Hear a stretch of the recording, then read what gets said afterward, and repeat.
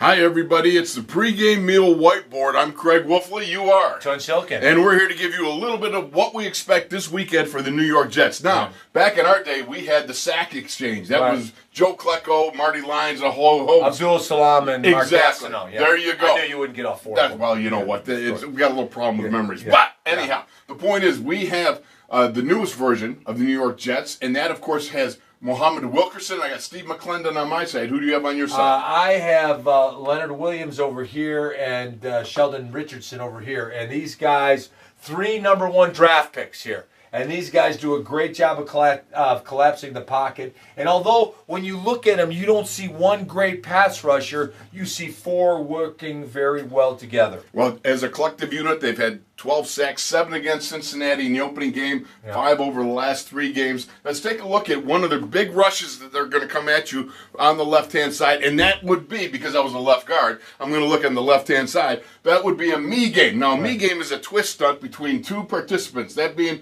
the Muhammad, and that would be Steve McClendon over here. And what they're going to do is 9-4 is going to bang in here, and he wants to come down and cross the face of the tackle, because what he wants to do is get over here and pick this guard's hip right here. What you want here from Steve McClendon is to bang into the guard and then be able to rub off and come around and get the sacration there. Run it very tight. Try to make sure, that would be for Muhammad, trying to go in and get the guard and blindside him and pick him so that, of course, Steve McClendon can then get the roll. All right, so they do just the opposite side. This is an E game, or a me game rather, or an ET. On this side, it's a U game. That's what we used to call it, or a TE. So this side, Leonard Williams is going to jet right now, and he is going to aim at the hip of the right tackle. Sheldon Richardson's going to take 2 steps up and then loop around.